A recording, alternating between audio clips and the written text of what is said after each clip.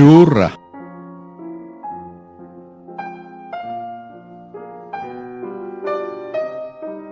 Munduan beste asko bezala, bazen gizon bat lanik gabe. Ganbara txiki zahar batean bizi zen armi-armaz Josia. Argirik gabe, telebistarik gabe, igogailurik gabe. Saguek ere alde egin zuten ganbara hartatik, zer janik etzegoelako. Eskerrak janari bankuari, bestela goseak akabatuko zuen. Eta eskerrak baita ere bere auzokoei.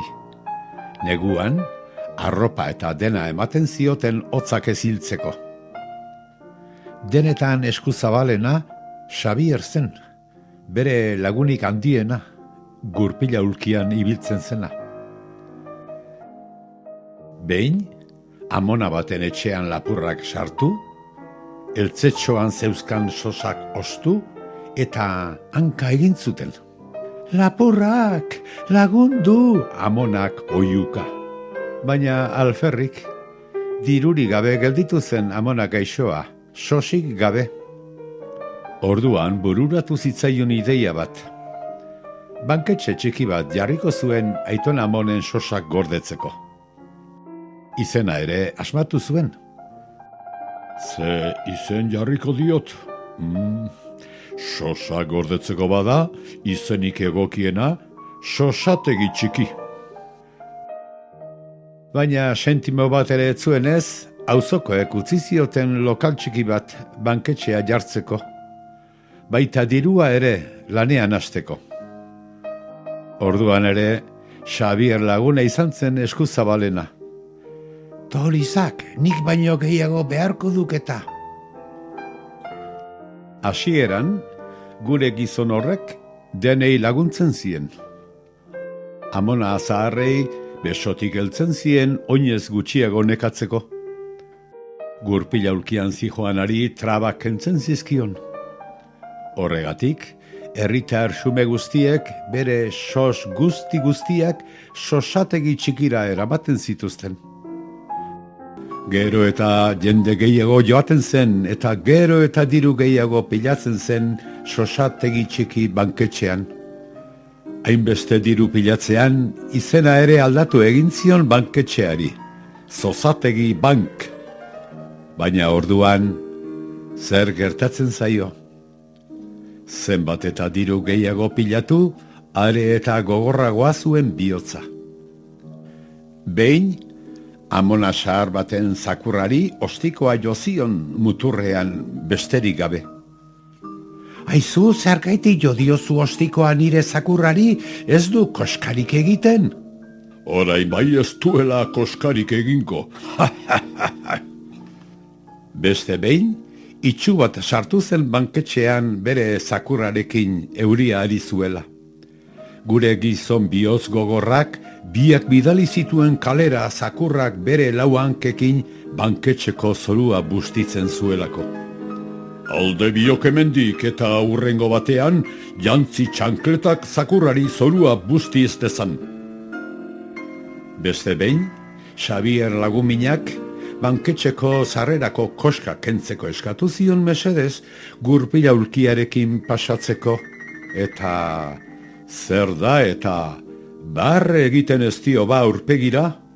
Ia izak, segizak hemendik derrepente, gurpila ulkia perratzera. Gure gizonaren bihotza etzen beratzen inondik ere. Kontrara, gero eta gogorragoa zen dirua pilatu ahala. Ez zuen ezer ere barkatzen. Hala, lanik gabe gelditu zen familia oso bat etxetik botatzeraino iritsi zen hipoteka ordaindu ezin zuela eta. Utzi nizuen diru ezin baduzue bueltatu, zoazte zubi baten azpira bizitzera arratoiei konpainia egiteko alferralakoak. Edo zer gauza egingo zuen gure gizon bihotz gabeak dirua pilatzearren. Firmatu paper hau eta hitze baten dizut urtero diru handia emango dizudala ordainetan. Gaixo honek ez daki paperean zer jartzen duen letra txikian. Alegia, zorretan geldituko dela nirekin betiko lotuta. Jendeari zirikotea sartzeko garaian artista utxaraiz ni. Leire da neska bat oso belarri zorrotza duena. Gauza da urrutira entzuteko mandoelbiak egoak astintzean ateratzen duen burrumba. Hiper entzumena baitu, gainerakok baino askoz ere gehiago entzun ohi du. Bere superboterea da, baina Leireren gaitasun horrek badu bere alde txarra. Belarri ertzean garrasia entzunez gero, buruko mina sortzen zaio. Eta zuhurrak egunero garrasia egiten dio belarri ertzera nahita. Ai, hau buruko mina! Sarritan, emigranteak jartzen zituen lanean, baina utxaren urrena ordainduta. Lana gogotik egiten baduzue, zerbait ordainduko dizuet kaso, eta bestela batez. Eta konformez bazaudete, segi zuen herrira etorritako bidetik, euritakoak basamortuan saltzera. Diru egarriak eraginda, gero eta zuhurragoa zen gure gizon bihotz gogorra. Hasieran, banketxean, 5 langile baldin bazeuden jendeari kasu egiteko, orain 2 besterik ez daude. Eta jendeak ilara luzeak egin behar ditu banketxean zutik, baita ordu asko galdu ere.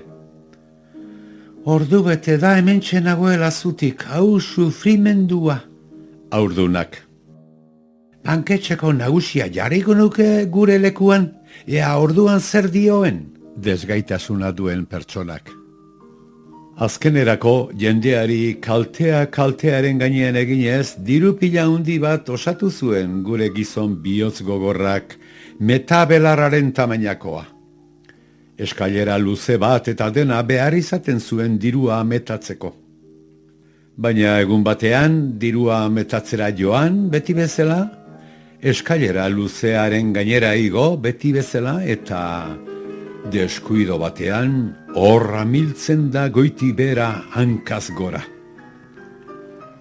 Angelditu zen lurrean luze oinaze gorritan aieneka lurretik altxatzeko gauza etzela.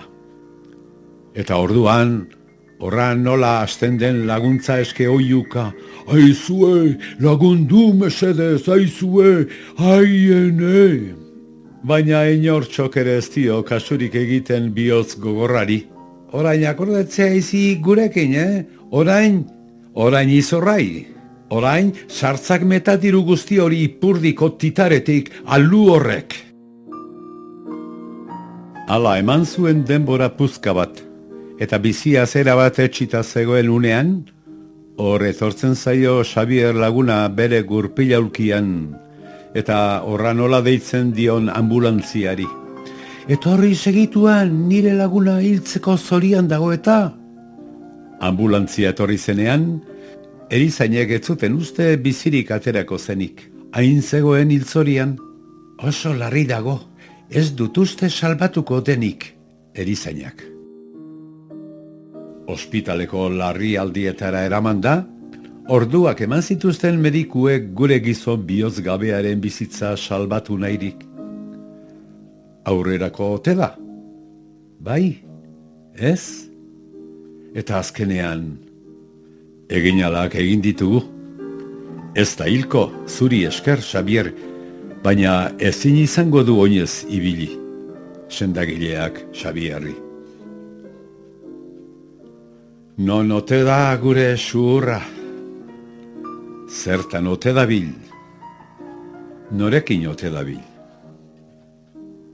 Horra gizon baten gora berak, dirua pilaturik bihotza zuhurra zuena, eta ez beharra pairaturik bihotzez aberats zena.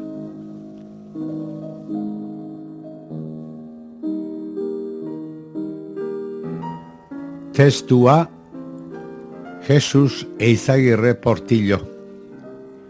Irudiak Miguel Angel Oribe. Ahotsa Paco Eizagirre Irure. Musika Frédéric Chopin, bigarren nokturnoa. Antolatzailea eta argitaratzailea Koska Elkartea.